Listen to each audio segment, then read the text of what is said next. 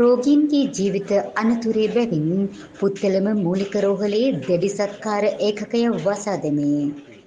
රෝගීන් කොළඹට හා වෙනත් රෝහල්වලට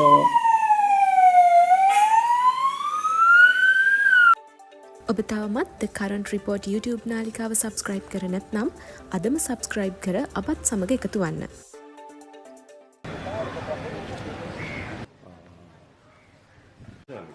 දැඩි සත්කාර ඒකකයේ පැවති ගොඩනැගිල්ලේ කොටසක් කඩා වැටීම හා බිත්ති පුපුරා යමින් පවතින බැවින් ප්‍රතිකාර ලබමින් සිටි රෝගීන් කොළඹ ජාතික රෝහලට හා වෙනත් රෝහල්වලට මාරු කර යැවීමටත් දැඩි සත්කාර ඒකකය වසා දැමීමටත් රෝහල් පාලනාධිකාරිය පියවරගෙන ඇත.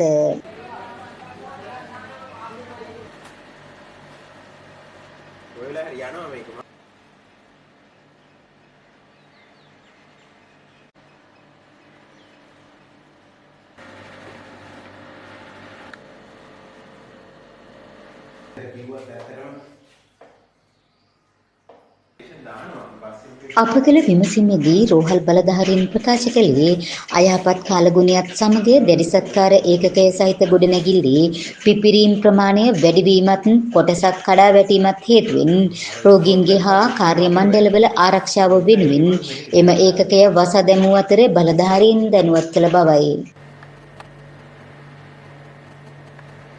මීඩියා වලට දුන්නොත් පොඩක් හොඳයි කියලා අපිට හිතුණා. මොකද දන්නවද? දැන් ලයින් මිනිස්ට්‍රි අරන්නේ තින්නේ. එදත් අදත් අපත් සමග රැඳෙන ඔබ The Current Report නාලිකාවට ශක්තියක්. අපව සබස්ක්‍රයිබ් කරන්නත් අමතක කරන්න එපා.